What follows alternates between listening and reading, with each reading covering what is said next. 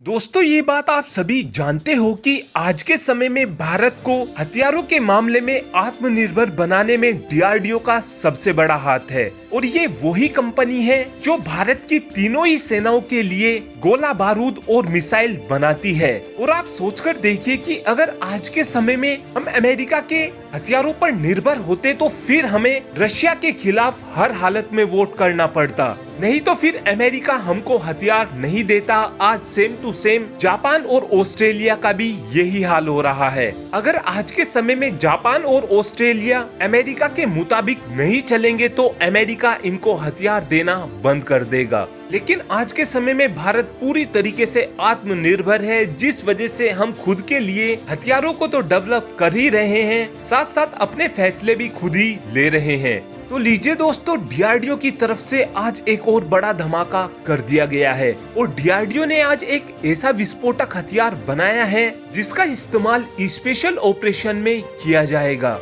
ये एक next generation का हैंड ग्रेनेड होने वाला है और इस हैंड ग्रेनेड को जबलपुर के खंबेरिया ब्रांच में तैयार किया गया है।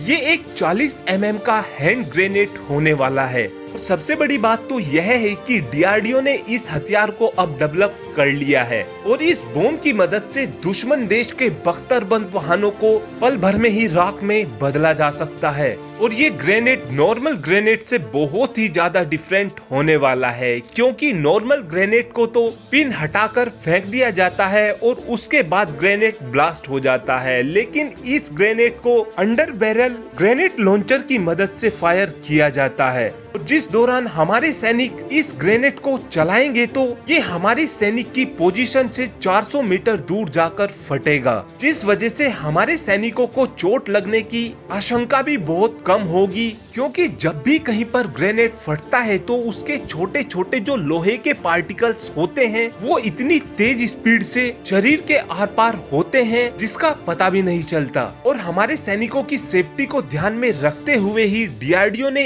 इस ग्रेनेड को बनाकर तैयार कर लिया है। और डीआरडीओ ने इस ग्रेनेड को स्पेशल फोर्सेस के लिए डेवलप किया है ताकि पीओके में ज्यादा से ज्यादा तबाही लाई जा सके। और ऐसे 11,448 की संख्या में ग्रेनेड को बनाया जा रहा है। और इस ग्रेनेड लॉन्चर का इसी साल के अंदर अंदर परीक्षण भी हो जाएगा और इसी साल के अंदर इस ग्रेनेड को भारतीय सेना में भी शामिल कर लिया जाएगा। और दोस्तों, आपको बता दें कि इस ग्रेनेड की अंडर बैरल टेस्टिंग पूरी हो चुकी है। बस अब केवल इस बात का इंतजार है कि हमारे सैनिक भी एक बार इस ग्रेनेड का परीक्षण कर लें। लेकिन इससे ये तो बिल्कुल क्लियर हो जाता है कि अब डीआरडीओ इतना कैपेबल हो चुका है कि वो देश के अंदर ही ऐसे हाईटेक ग्रेनेड को डेवलप कर सकता है। और दोस्तों, आपको बता दें कि पहले हम इस तरीके के ग्रेनेड को स्वीडन से खरीदते थे, लेकिन अब ग्रेनेड के मामले में भी भारत पूरी तरीके से आत्मनिर्भर बन चुका है।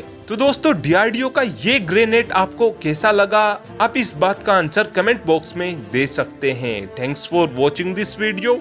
Have a good day.